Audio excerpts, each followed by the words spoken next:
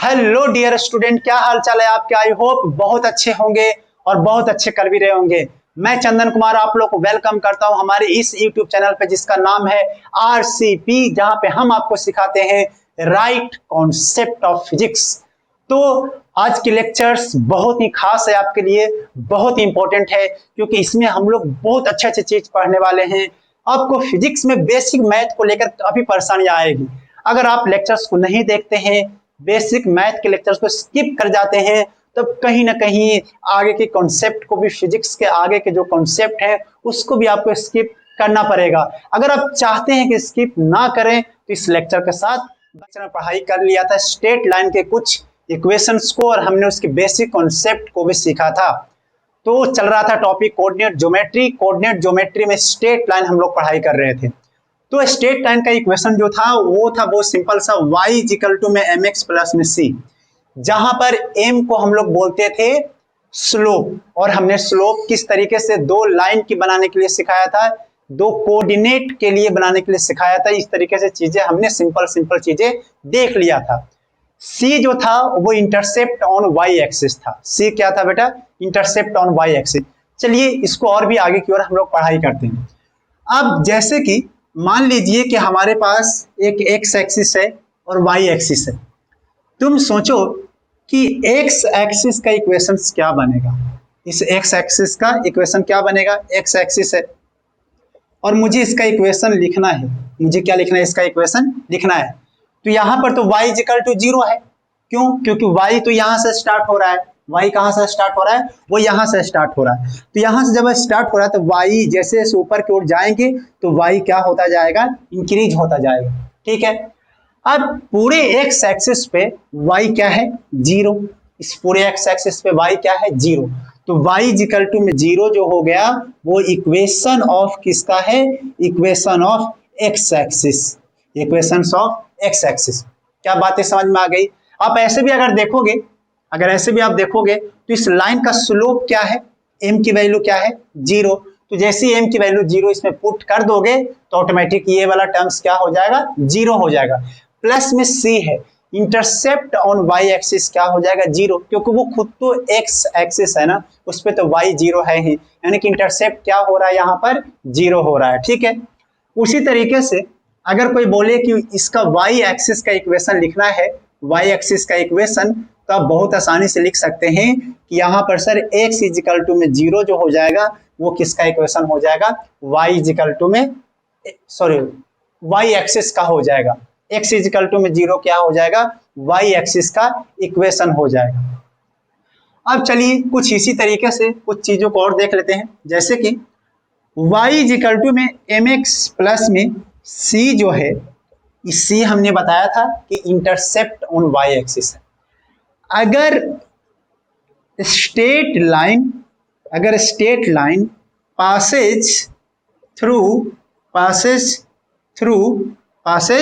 Through origin, अगर origin से पास करता है, किससे पास करता है? ओरिजिन से, तो c इंटरसेप्ट क्या हो जाएगा? y एक्सिस पे कट कितना हो जाएगा? देखो ये है, यहाँ पर x एक्सिस है और y एक्सिस है, और हमने एक लाइन पास करा दिया कुछ ऐसे, तो बताओ इंटरसेप्ट क्या हो जाएगा? 0। c इक्वल टू में 0। अब यहां पर कुछ भी हो सकता है, स्लोप इसका थीटा 45 डिग्री हो सकता है, 60 डिग्री हो सकता है, m कुछ भी हो सकता है। जब m कुछ भी हो सकता है तो इक्वेशन को जब आप सेट करेंगे तो आपको मिलेगा y इज इक्वल टू में mx। y is equal to में mx। यहां पर फिलहाल पॉजिटिव स्लोप है। यहां पर फिलहाल कौन सा स्लोप है? Positive slope. अगर हम इसी तरीके से, क्या मैं यहाँ पे लिख दूं, यहाँ पे आगे की ओर, अगर यही इक्वेशन कुछ ऐसा दिखाई देता कि x एक्सिस है और y एक्सिस है, कौन सा axis? x axis and y axis, तो यहाँ पर जब एक लाइन कुछ इस तरीके से भी पास कर सकता है, सॉरी यहाँ से पास कर रहा है ओरिजिन से, तुम अगर देखोगे तो इसका स्लोप नेगेटिव स्लोप है। कैसे दिखाई दे दिया नेगेटिव स्लोप? क्योंकि ये जो x एक्सिस से जो एंगल है वो greater than 90 degree. x axis से एंगल जो है वो ग्रेटर देन कितना है? 90 डिग्री। तो ऐसे का इक्वेशन का स्लोप बन जाएगा y इक्वल टू में माइनस में mx। y is equal to में माइनस में mx। माइनस क्यों लगा दिया? क्योंकि स्लोप उसका क्या है? नेगेटिव है। I hope you are getting my point. चलिए इसको नोट कर लीजिए, इतना मैंने बताया आपको। इसको नोट कर लिया आपने? कॉपी पेन है आपके पास या फिर ऐसे आगे टाइम पास कर दें? सर मैं तो टाइम पास कर रहा हूँ, मैं कहाँ पढ़ाई कर रहा हूँ, मैं तो देखने आया हूँ आप कैसा पढ़ा रहे हो। कोई बात नहीं। चलो, कहा गया है कि सपने देखना है तो ऊंचा देख, नीचा दिखाने के लिए लोग हैं, तो कुछ करके दिखा दुनिया को, तालियां बजाने के लिए लोग हैं। इसी थॉट्स के साथ हम आगे की पढ़ाई और भी करते हैं। चलिए देखिए, अब मेरी बातों को समझ गए होंगे कि कुछ करना है तो क्या कर, अलग कर दे, तालियां बजाने के लिए लोग बैठे हुए हैं। और कुछ सोचना है, कुछ देखना है, कुछ सपने देखना है तो ऊंचा करके दिखा, पैसा कहाँ लगा है, नीचा दिखाने के लिए तो लोग हैं बेटा। आप समझ रहे हो कि लोग, दुनिया कुछ इसी तरीके से चलती है। आप आगे बढ़ोगे, लोग आपको नीचा दिखाएंगे, देखना है तो ऊंचा देख, है ना। तो चलिए इसी मोटिवेशन के साथ और भी आगे बढ़ते हैं। जैसे कि हमने अभी तक सीखा कि स्लोप दे दिया जाए और सी इंटरसेप्ट दे दिया जाए तो इक्वेशन कैसे लिखा जाता है, y इज इक्वल टू में mx प्लस सी। अगर बेटा ऐसा हो जाए कि आपके पास दे दिया जाए कि स्लोप है, दे दिया गया है, स्लोप जो है दे दिया गया है, और लाइन पासिंग थ्रू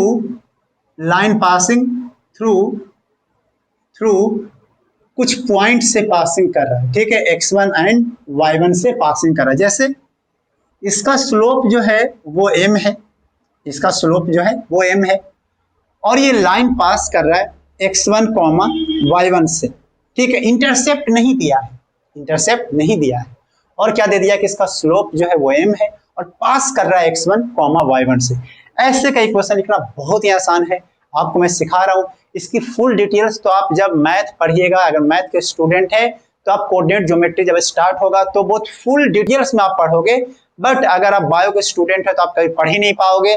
बस मैं जो बता रहा हूँ वो आपको ये देखना पड़ेगा। जैसे कैसे इक्वेशन लिखा जाता है, बोला गया कि ऐसे का इक्वेशन लिखना, y माइनस में y1 इज इक्वल टू में m x माइनस में x1।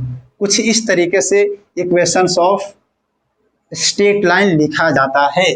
जैसे कि अगर मैं ऐसे करूं, अब देखो तो इसमें मान लो कि यही लाइन ओरिजिन से पास कर रहा है, किससे पास कर रहा है, ओरिजिन से पास कर रहा है, किससे, ओरिजिन से पास कर रहा है। तो कैसी सिचुएशन से है, ओरिजिन से पास कर रहा है। अगर ओरिजिन से पास कर रहा है बेटा तो y1 और x1 क्या होना चाहिए, बोल दे, 0। यानी कि x1 इज इक्वल टू में 0, y1 इज इक्वल टू में 0। इसका मतलब कि ये जो इक्वेशन जो बन जाएगा वो क्या बन जाएगा, वो बन जाएगा इस तरीके का equation, y is equal to में mx। क्या हमने पढ़ा, समझा, क्या वो सही है? अभी तो सीखा था कि अगर कोई लाइन ओरिजिन से पास करता है और अगर उसका स्लोप पॉजिटिव m है तो उसका equation y is equal to में mx होता है। y इज इक्वल टू में क्या होता है, mx होता है। क्या समझ में आ गया आपको?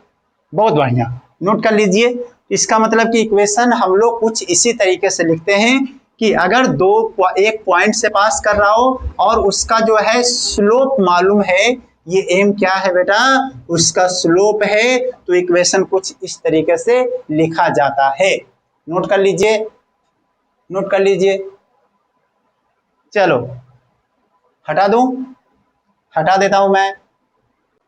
जैसे एक एग्जांपल करके दिखाओगे आप, एक लाइन है पास करिए -1, 2 से, और उसका स्लोप जो है वो है tan 30 डिग्री उसका स्लोप है। क्या है इसका स्लोप है, tan 30 डिग्री। तो बोलता है कि ऐसे equations, find equation of straight line. कैसे निकालोगे बेटा, जल्दी से निकाल कर दिखा दो।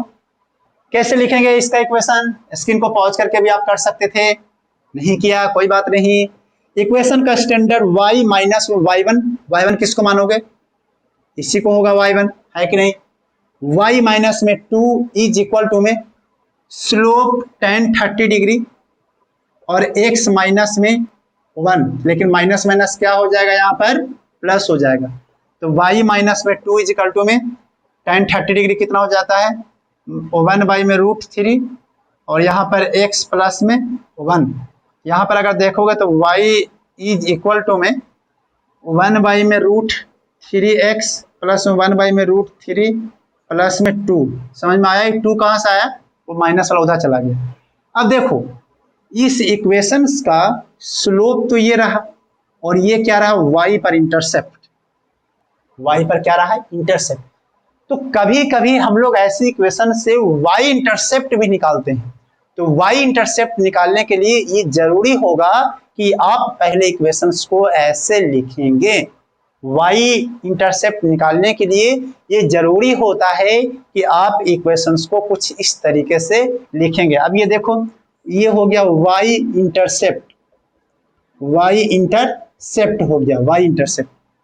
तो y इंटरसेप्ट कुछ इसी तरीके से निकलता है। जैसे मैं एक टाइम पास और कर दूं कि जैसे एक लाइन है, उसका m इज इक्वल टू में 1 है और ये पास हो रहा है 2, -1 से, 2, -1 से। मैं पूछूं कि find y intercept, find y intercept, तो क्या बोलोगे, इंटरसेप्ट। चलो सॉल्व करो जल्दी से। फाइंड y इंटरसेप्ट, एक इक्वेशन है, उसका स्लोप बेटा दे दिया है 1 और वो लाइन जो है पास करिए 2, -1 से। तो बताना है कि y इंटरसेप्ट कितना होगा। y intercept means c, value of c। Let's start, let's begin it. Correct. तो यहां पर y माइनस में -1 इज इक्वल टू में 1, x माइनस में 2 हो गया। y प्लस में 1 इज इक्वल टू में x माइनस में 2 हो गया। y इज इक्वल टू में x माइनस में 3, 3 कैसे -3 कैसे हो गया, 1 उधर जाके -2 और -1 -3 बना देता है। तो y इज इक्वल टू में x माइनस में 3। अब बताओ इंटरसेप्ट कितना हो गया, -3 हो गया इंटरसेप्ट। ओके। अब इसमें अगर तुम्हें कोई बोले कि इसको ग्राफ पर दिखाओ, कहां पर बोले जाए, ग्राफ पर इसको दिखाइए, तो ग्राफ पर दिखाने के लिए बहुत आसान है। आप तो सबसे पहले इसको क्या कर लेंगे कि हम लोग x axis and y axis हम लोग ड्रॉ कर लेंगे। किसको हम ग्राफ पे दिखाने जा रहे हैं, y इज इक्वल टू में x माइनस 3 को ग्राफ पर दिखाने जा रहे हैं। So on graph of equation y is equal to में x माइनस 3, इंग्लिश थोड़ी सी ऊपर नीचे हो सकती है, इसकी कोई गारंटी नहीं है। y इज इक्वल टू में x माइनस 3। अब अगर इक्वेशंस को हम दिखाएंगे तो इंटरसेप्ट y एक्सिस पे इंटरसेप्ट कितना है, -3, तो हमने -3 ले लिया। चलो -3 ले लिया हमने। स्लोप कैसा है, पॉजिटिव, तो पॉजिटिव ले लिया। और हम लोग ऐसे कर देंगे, हम लोग ऐसे कर देंगे, ठीक है। इस तरीके से हम लोग ये लाइन, ये जो लाइन है वो है y इज इक्वल टू में x माइनस में 3 का।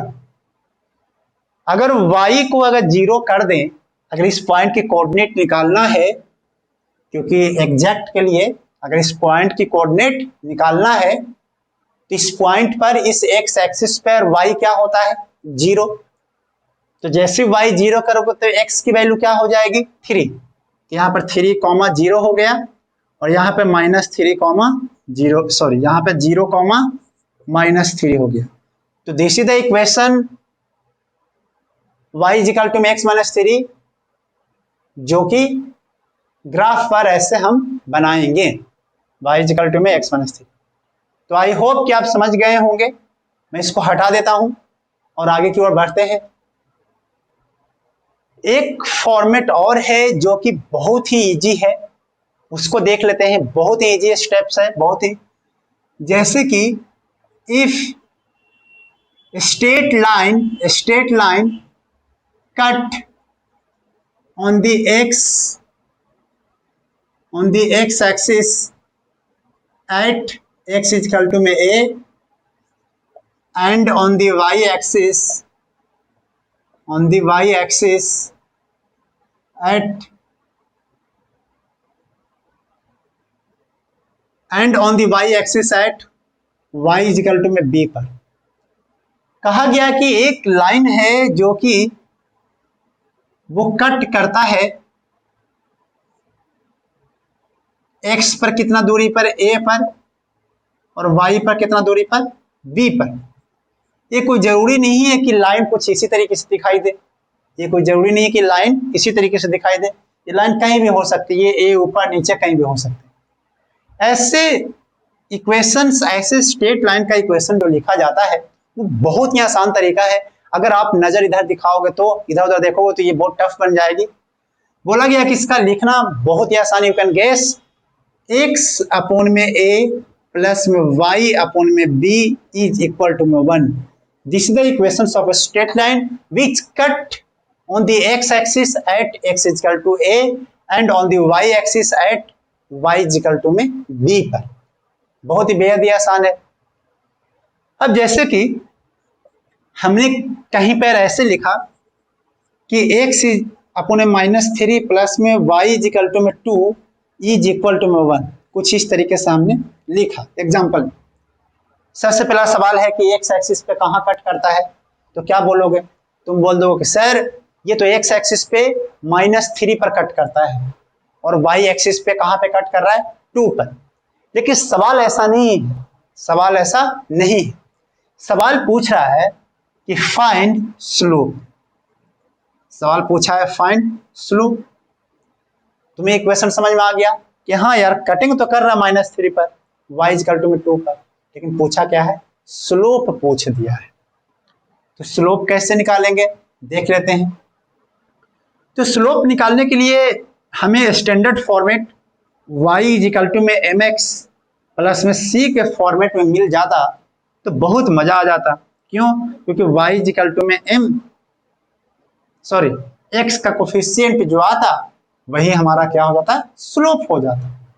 लेकिन x का कोफिशिएंट देखने के लिए y का कोफिशिएंट कितना होना चाहिए? बताओ y का कोफिशिएंट कितना होना चाहिए? 1 होना चाहिए। तो हम किसी तरीके से इसको हम करने वाले हैं। तो हम क्या करेंगे इसको, तो y अपॉन में 2 इज इक्वल टू में 1 और प्लस में x डिवाइडेड बाई में कितना हो जाएगा? 3। तो y इज इक्वल टू में कितना हो जाएगा? 2 प्लस में 2 बाई में 3x। बोलो हो गया क्या? आया क्या समझ में कि मैंने क्या किया? देख लो, आ गया समझ में? हमने क्या किया, हमने 1 को इधर आने दिया और ये वाला टर्म्स को उधर भेज दिया। तो 2 प्लस में 2 बाई में 3x। अब बताओ इसका जो है स्लोप कितना हो जाएगा? x का कोफिशिएंट देख लो, तो स्लोप जो हो जाएगा 2 बाई में कितना हो जाएगा? 3 हो जाएगा। इंटरसेप्ट कितना हो जाएगा? इंटरसेप्ट पे पूछे तो इंटरसेप्ट कितना हो जाएगा?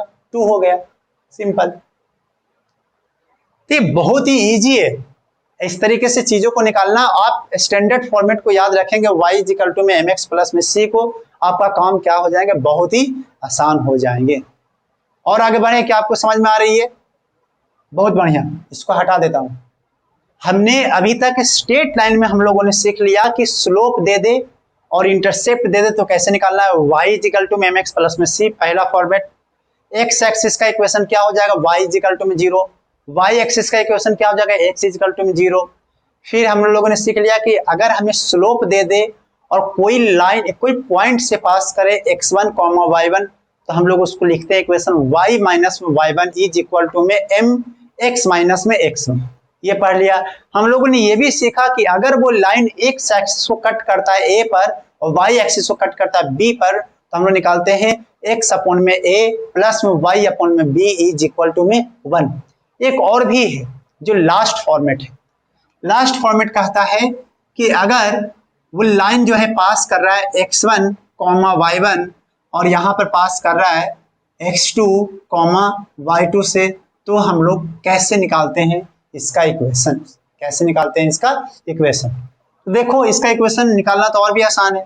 2 पॉइंट है तो y इज इक्वल टू में y2 माइनस में y1 अपॉन में x2 माइनस में x1, ये तो स्लोप हो गया, m हो गया इंटू में x प्लस में c।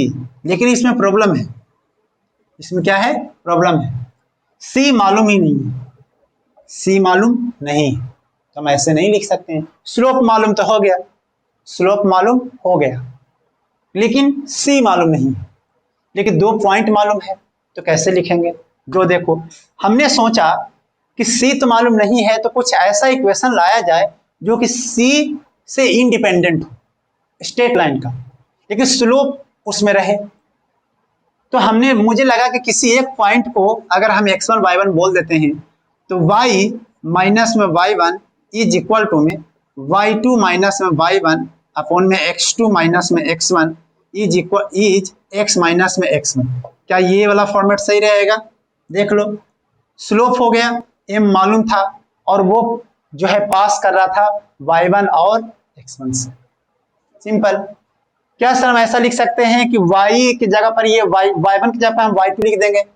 लिख सकते हैं क्या? बिल्कुल लिख सकते हैं। यहाँ x की जगह पर क्या हो जाएगा, x2 हो जाएगा। हम लोग ऐसा बिल्कुल भी नहीं लिख सकते हैं कि यहाँ पे हमने y1 ले लिया और यहाँ पर हमने x2 ले लिया, नहीं। जिस कोऑर्डिनेट को हम लोग y में सेट कर रहे हैं उसी को सेम टू सेम कोऑर्डिनेट को हम लोग x में भी सेट करें।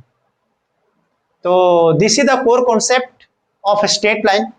तुमने स्ट्रेट लाइन का 3-4 फॉर्मेट हम लोगों ने पढ़ लिया। इसमें एग्जांपल्स बहुत ही इजी होते हैं, स्ट्रेट लाइन के केसेस के लिए बहुत ही इजी होते हैं।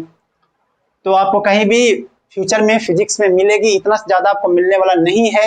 आपको अक्सर ये मिलेगा y इजिकल टू में mx प्लस में c। आप यहाँ से m को पहचानिएगा, बस यही ज़्यादातर आपको मिलेंगे और उसी m पर हमें काम करना होगा। तो यानी कि m जो होता है वो स्लोप होता है, तो आप स्लोप को समझ पाते होंगे। चलिए इसको मैं हटा देता हूं। तो स्ट्रेट लाइन को कवर करने के बाद हम लोग इस मुकाम पे पहुंच पाए हैं कि हम इसके आगे के यानी कि पावर 1 की जगह पे हम लोग पावर 2 को सीख सकें। और जो पावर 2 का जो इक्वेशन जो होता है उसको बहुत ही खूबसूरत सा नाम है, उसका नाम है पैराबोला। उसका क्या नाम है? पैराबोला। शायद ये आपके लिए बिल्कुल ही नया हो, बिल्कुल फ्रेश हो। उसका नाम है पैराबोला। इसको आप लोग 10th क्लास में क्वाड्रेटिक इक्वेशंस के नाम से जानते थे, क्वाड्रेटिक इक्वेशन के नाम से जानते थे। किसको? पैराबोला को। तो यानी कि क्वाड्रेटिक इक्वेशन, क्वाड्रेटिक मतलब था पावर 2 का। तो ये आपके लिए थोड़ा नया है और ये फिजिक्स में काफी मिलते हैं, तो आप इसको समझ लीजिए। तो शायद ये आपके लिए नया हो, क्योंकि 10th क्लास में आप लोगों ने स्ट्रेट लाइन तो पढ़ते हैं, क्वाड्रेटिक भी पढ़ते हैं, लेकिन इसका ग्राफ कैसा होता है वो आप लोग नहीं पढ़ते। और फिजिक्स में काफी मिलता है ये पैराबोलिक इक्वेशंस या फिर पैराबोला कर्व। तो इसको कई तरह के नाम से जानेंगे, पैराबोला, पैराबोलिक कर्व, ये 2 ही नाम, क्वाड्रेटिक कर्व। तो ये 2-3 नाम जो है वो एक ही है। जैसा कि आप लोग जानते हैं कि क्वाड्रेटिक का इक्वेशन जो होता है वो इस फॉर्मेट में दिखाई देता है, एक्स का स्क्वायर प्लस में बी एक्स प्लस में सी। तो ये y इजिकल टू में अगर आपको ऐसा दिखाई दे एक्स का स्क्वायर प्लस में बी एक्स प्लस में सी, तो आप समझ जाइए कि वो क्वाड्रेटिक का फॉर्मेट है और वो रियल में पैराबोलिक है। पैराबोलिक में हाईएस्ट पावर, हाईएस्ट जो पावर है वेरिएबल का, हाईएस्ट पावर वेरिएबल का, कांस्टेंट का नहीं, पावर जो है वो कितना में मिलेगा? 2 में मिलेगा। हाईएस्ट पावर कितना मिलेगा बेटा आपको? 2 में मिलेगा। इस तरीके से y इक्वल टू में एक्स का स्क्वायर प्लस में बी एक्स प्लस में सी। सबसे जो कॉमन पैराबोला जो होता है, कॉमन पैराबोला जो सबसे ज्यादा आपको मिलेंगे, सबसे ज्यादा मिलेगा कॉमन पैराबोला जो होता है, सबसे ज्यादा मैं बोल रहा हूं, तो वो होता है y इक्वल टू में 4ax का स्क्वायर, कुछ इस टाइप से। या फिर आपको कुछ ऐसा भी मिल जाएगा y इक्वल टू में -4ax का स्क्वायर। ठीक है, कुछ ऐसा मिल जाएगा। जब आप इक्वेशंस को आप देखेंगे तो आपको एक बात समझ में आएगा कि इसको जब ड्रॉ करने जाओगे ग्राफ पर, X axis and Y axis पर, तो कैसे ड्रॉ करोगे जो सिखाता हूं। पहले तो हम एक को ले लेते हैं, सबसे कॉमन है। इसमें ये दोनों पार्ट जो है मिसिंग है, बी एक्स प्लस में सी जो है वो क्या है, मिस कर रहा है। अगर हो सकता है ना कि ये दोनों पार्ट ना भी हो, बी का वैल्यू 0 हो जाए, सी की वैल्यू 0 हो जाए, हो सकता है। तो अब वो ग्राफ जो है, आपको जो इक्वेशन पैराबोला का है वो कुछ इस तरीके से दिखाई देगा, y इक्वल टू में 4x का स्क्वायर, सॉरी 4 की जगह पे 4 एक जब 5 भी हो जाए ऐसे दिखाई दे, y इक्वल टू में 5x का स्क्वायर। तो यहाँ पर 4a का वैल्यू हो गया 5a का वैल्यू हो गया 5/4। ये कॉमन पैराबोला है, y इक्वल टू 4x का स्क्वायर जो वो कॉमन है। अब जैसे कि आपको इसका ड्रॉ करना ग्राफ, तो हम लोग फिलहाल क्या करते हैं कि समझने के लिए ग्राफ को ड्राइंग करने के लिए, एक को हम लोग क्या मान लेते हैं, 1 मान लेते हैं। 0 तो माना नहीं है, 0 माना तो चल जाएगा, ये खत्म कहानी, गोल हो जाएगा। तो a की वैल्यू क्या मान लेते हैं, 1। अब हम लोग ऐसे कुछ डेटा लेते थे, जैसे 10th क्लास में हम लोग लेते थे ना डेटा, वैसे हम लोग यहाँ पर x की वैल्यू रख देंगे, y की वैल्यू, चलो x की वैल्यू जब 0 पुट करोगे तो y क्या हो जाएगा, 0 होगा कि नहीं होगा, होगा कि हाँ यार, वो अगर x की वैल्यू 0 पुट करेंगे तो y की वैल्यू भी क्या हो जाएगा, 0 हो जाएगा। अगर तुम x की वैल्यू 1 पुट करो तो y की वैल्यू कितना हो जाएगा, 4, क्योंकि हमने a को क्या मान के रखा, 1 रखा। इसमें खासियत ये कि y की वैल्यू 1 पुट करोगे तो सॉरी x की वैल्यू अगर -1 पुट करोगे तो y का वैल्यू फिर से 4 आएगा। समझ में आया, ये खासियत है पैराबोला कि सेम वैल्यूज पे, सेम x की वैल्यूज पर दो y मिलेंगे, यही खासियत है और यही इसको खूबसूरत बनाता है, पैराबोला बनाएगा। कैसे, जो देखो, अगर x की वैल्यू 2 रख दें तो y की वैल्यू कितना हो जाएगा, 16, और x की वैल्यू -2 रख दें तो y की वैल्यू हो जाएगा 16। अब देखो, दो सेम x की वैल्यू पर y सेम मिल रहे हैं, दो सेम x की वैल्यू पर y की वैल्यू सेम मिल रहे हैं। If you plot graph by this you will get 0 0। चलो x की वैल्यू मैं 1 ले लेता हूं, x की वैल्यू 1, तो y की वैल्यू कितना हो जाएगा, y की वैल्यू कितना हो जाएगा बोलो, 4। तो हमने 4 बना दिया। खासियत है x की वैल्यू -1 पर भी y की वैल्यू क्या है, 4 ही है, ठीक है। फिर x की वैल्यू 2 ले लो तो ये सीधे 16 पे चला गया। 16 थोड़ा सा ऊपर होगा, मैं इसको थोड़ा सा ऊपर बना देता हूँ, मैं यहाँ पे ले लेता हूँ, 16 हो जाएगा। नहीं, ये तो 4 है, ये हो गया 16, और x की वैल्यू -2 पर भी 16 है, तो -2 पर भी कितना हो जाएगा, 16 हो जाएगा, -16। आप प्लॉट करो ग्राफ को ऐसे, कटोरा टाइप का, बॉल देखा है कटोरा, ऐसे इस तरीके से, तो ऐसा ग्राफ आता है। क्यों ऐसा आ रहा है, क्योंकि देखो सेम वैल्यूज कर रहे हैं, ये देखो सेम टू सेम वैल्यूज, ये कि x की डिफरेंट डेटा पर सेम वैल्यूज मेरे को मिल रहे हैं। दैट्स वाई ये ग्राफ कुछ इस तरीके से होता है। ये स्ट्रेट लाइन नहीं है, ये ऐसा नहीं है, कोई ऐसा मत सोच लेना कि सर ये ऐसा नहीं, वो ऐसे कर्व है, ऐसे देखो, ऐसे कर्व है, कटोरे टाइप का।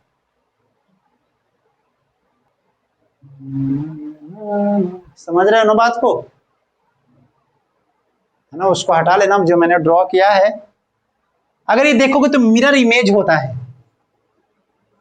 मिरर इमेज होता है, मिरर इमेज किसका, इस वाले का, इस वाले का, इस वाले का, दोनों मिरर इमेज है आपस में, ओके, मिरर इमेज है।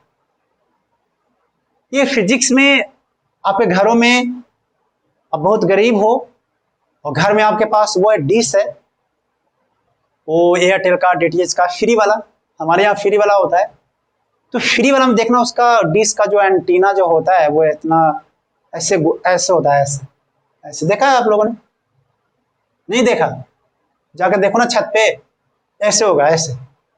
सर हमारे यहाँ तो टीवी ही नहीं है, हम कैसे देखें। कोई बात नहीं, कभी और देख लेना, जब अपने पैसे कमाना तो ले आना, देख लेना, चाहे आसपास में तो होगा यार, ऐसे कर्व होता है तो वो एक्चुअली पैराबोलिक होता है।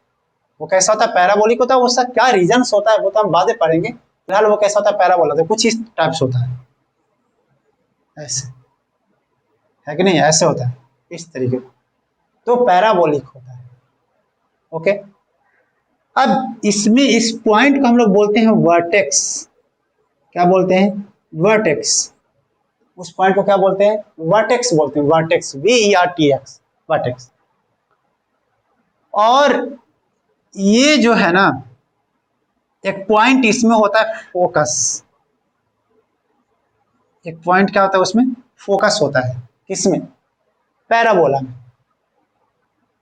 तो वर्टेक्स एक हो जाता है पैराबोला में, एक फोकस भी हो जाता है। और वर्टेक्स फोकस का क्या लॉजिक है? वर्टेक्स का मतलब तो ये हुआ कि पैराबोला का सबसे लोअर वाला जो पॉइंट वो कहाँ लाइज कर रहा है। वर्टेक्स का मतलब क्या हुआ कि पैराबोला का सबसे लोअर पॉइंट कहाँ पे लाइज कर रहा है। तो अगर इक्वेशन आपको दिखाई देता है y इक्वल टू 4x का स्क्वायर, या y इक्वल टू 5x का square, y equal to 2x का square, y equal to ax का स्क्वायर, ये सबका वर्टेक्स कहाँ पे लाइज करेगा? ओरिजिन पे लाइज करेगा। कहाँ पे लाइज करेगा बेटा? ओरिजिन पे लाइज करेगा। ठीक है, देखते हैं कि वर्टेक्स का मतलब तो समझा कि वर्टेक्स का मतलब वो हुआ जो पैराबोला का सबसे लोअर वाला पॉइंट हुआ। फोकस का मतलब समझते हैं। जिससे क्या होता है कि किसी पैराबोला का ग्राफ जो कुछ इस तरीके से है, अब इसका ये वाला है फोकस। मतलब क्या हुआ कि अगर कोई लाइन जो है ना, अगर पैरेलल ऐसे जाएगी ना, तो एग्जैक्ट अपन ने पढ़ा था 10th क्लास में कि अगर कोई लाइन प्रिंसिपल एक्सिस के पैरेलल आए, टकराने के बाद जिस पॉइंट पर जाकर मिले या फिर मिलता हुआ नजर आए, उसको हम लोग क्या बोलते हैं? फोकस से बोलते हैं। This is the focus. अब जो आपके घरों में जो डिश जो होते हैं कुछ ऐसे होते हैं पैराबोला टाइप से, और इसमें जो है एक ऐसे एक मशीन रहता है कुछ इस टाइप से, ऐसे मशीन रहता है इस तरीके से। तो रियल में वो फोकस होता है। वो क्या होता है? फोकस पे सेट होता है। किसमें होता है? फोकस पे सेट होता है।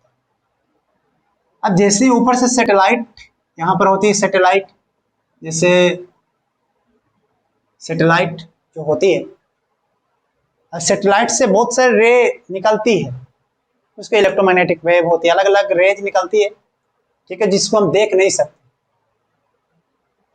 और हम लोग भी जैसे कि कोई सीरियल अगर देख रहे होते हैं टीवी पर, बहुत से सीरियल है, जैसे बहू भी कभी सास थी सीरियल अगर मान लेकर आ रहा, तो इसमें सी जो बहू भी कभी सास थी, वो सीरियल का जो रे जो है वो कुछ इस तरीके से आएगी, पैरेलल आती है। किससे आती है? पैरेलल आती है। ऐसे देखा, एक प्रॉपर ओरिएंटेशन पे होती है दीवार से, ऐसे प्रॉपर ओरिएंटेशन पे ऐसे करते हैं तभी हमारा जो है सीरियल दिखाई देता है, नहीं तो वो दिखाई ही नहीं देता है। तो रीजन क्या होता है कि जब रे पैरेलल जब आएगी तभी तो टकराने के बाद ये फोकस पे जाएगी, और जिसी रे टकराने के बाद वो सीरियल का जो रे है वो टकराने के बाद फोकस पे गई, और फोकस पे जैसी रे हमारा ऐसे गया, जो वेव है वो गई अंदर, और फिर वायर के थ्रू हमारे टीवी में यहाँ पे ऐसे दिखाई देता है। समझ में आया कि किस तरीके से काम करते हैं? सिंपल सा, बहुत सारे रे ऐसे निकलते हैं, आते हैं सैटेलाइट से, टकराने के बाद वो डायरेक्ट इस छोटे से एक मशीन जो होता है उसमें चले जाते हैं, और वहां से रे वायर के थ्रू हमारे टीवी में आते हैं। कुछ आप ऐसा समझो। फिर यहाँ चलता होता है, वो इसको मारते रहती है। कौन? जो बहू जो है वो सास को ऐसे पीटते रहती है कि हाँ भाई आ गया समझ में। तो कुछ इस तरीके से काम करती है सीरियल वाला। तो पैराबोला हमारे फिजिक्स के लिए काफी इंपॉर्टेंट होता है पैराबोला। तो ये पैराबोला जो है उसका इक्वेशंस को समझ लेना हमारे लिए बहुत ही लाभदायक होगा। आप इसको समझिए, और किस किस तरीके से इक्वेशंस होते हैं, वर्टेक्स कैसे निकाला जाता है, ये सब चीजों को हम आगे सीखते हैं। इक्वेशंस को कैसे देखा जाएगा कि ऊपर की ओर है और ये नीचे की ओर है। ठीक है, चलिए तो कुछ और स्टैंडर्ड पैराबोला का हम लोग देख लेते हैं। तो जैसे कि y इक्वल टू में 4x का स्क्वायर, और सिर्फ y इक्वल टू में आपको ऐसा भी दिखाई दे दे x का स्क्वायर, कुछ इस तरीके। तो इसका जो ग्राफ जो होता है वो कुछ ऐसे दिखाई देता है। उसी तरीके से y इक्वल टू में -4x का स्क्वायर, और आपको हो सकता है कि ऐसा जब माइनस में सिर्फ ax का स्क्वायर दिखाई दे दे माइनस में, तो आप जो है इसी का कुछ ऐसा दिखाई दे देगा ग्राफ। और अगर x इक्वल टू में 4ay का स्क्वायर है तो आपको दिखाई देगा कुछ इस तरीके से।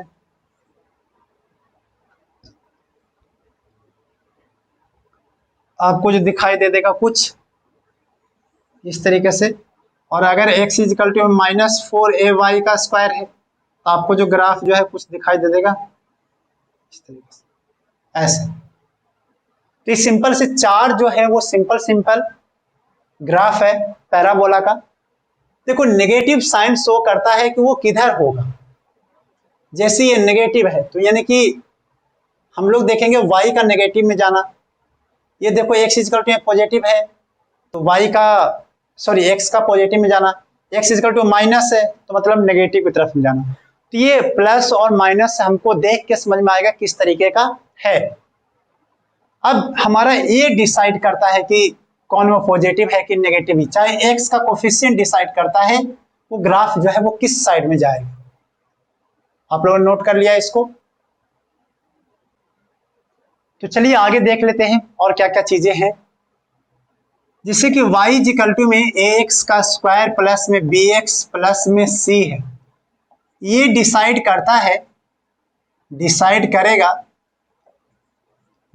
करेगा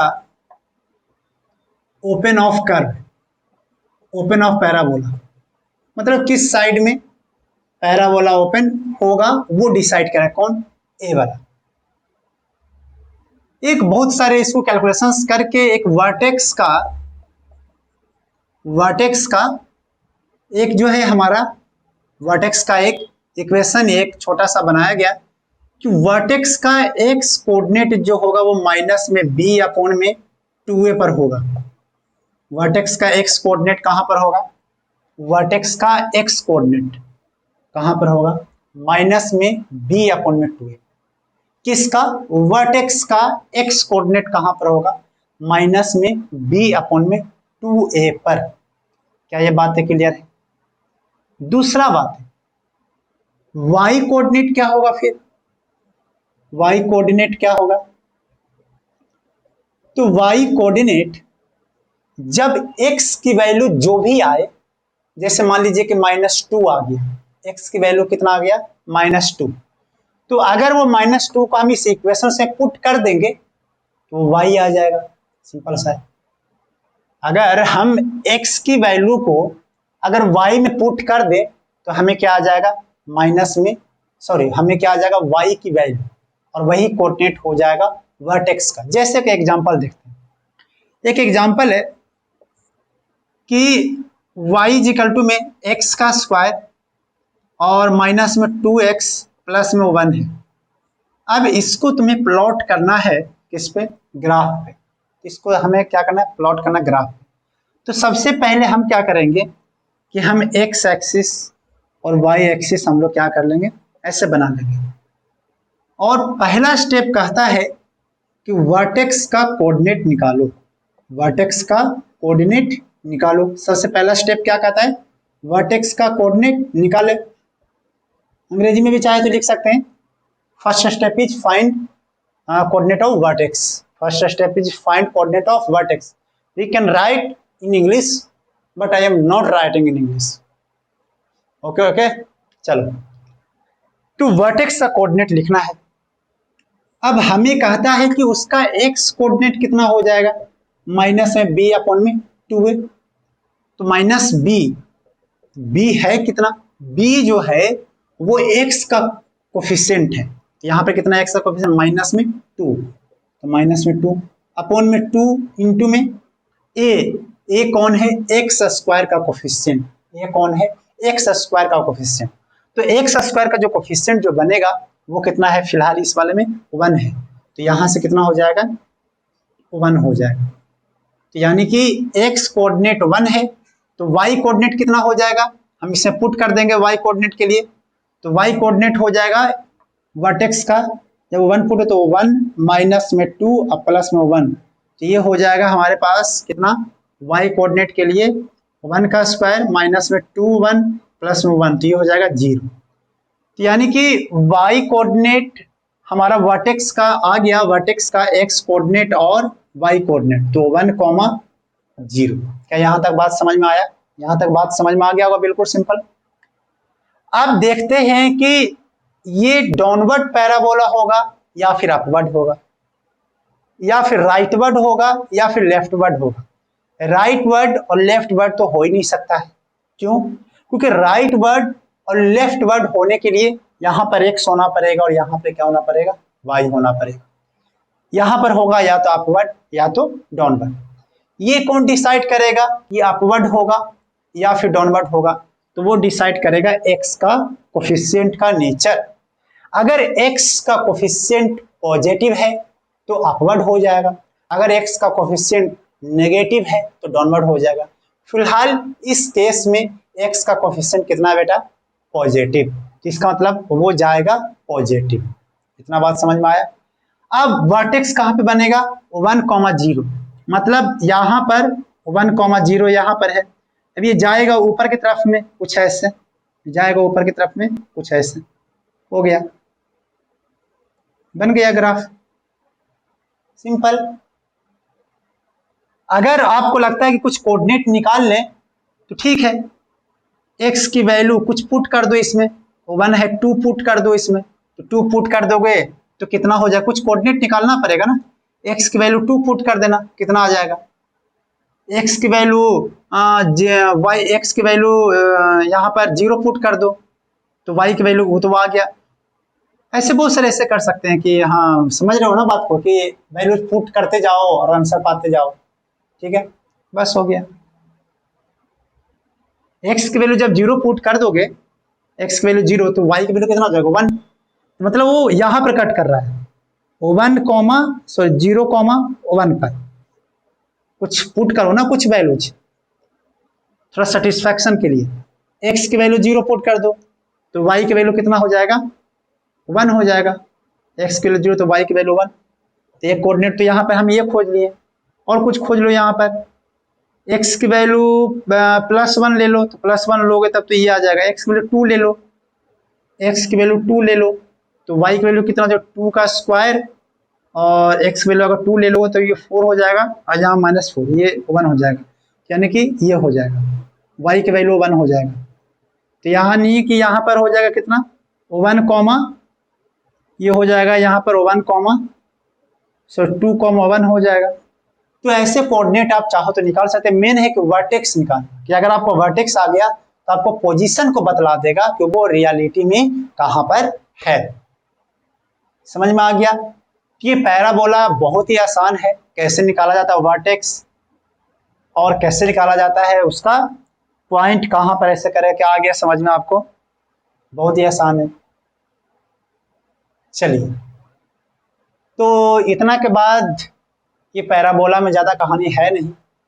आप किसी भी पैराबोला का आप चाहे तो वर्टेक्स निकाल सकते हो। आप कोई सा भी बुक, एक रिकमेंडेड बुक कहीं से भी, आप एससी वर्मा या फिर कहीं से भी आप क्वेश्चंस देखना, आप वर्टेक्स निकालने की कोशिश करना। मैं 1-2 सवाल दे देता हूँ, आप वर्टेक्स निकालने की कोशिश करना, उसका मैं आंसर लिख देता हूँ, उसको ड्रॉ करने की कोशिश भी करना, कैसा ड्रॉइंग होता है, ठीक है। मैं बोर्ड पे लिख दे रहा हूँ, जैसे y इजिकल टू में x का स्क्वायर नहीं 4x का स्क्वायर माइनस में 4x प्लस में 1, इसको भी निकालना आप लोग। वर्टेक्स कितना आता है, एक स्टेप करके दिखा दूं क्या दोबारा, कैसे करोगे?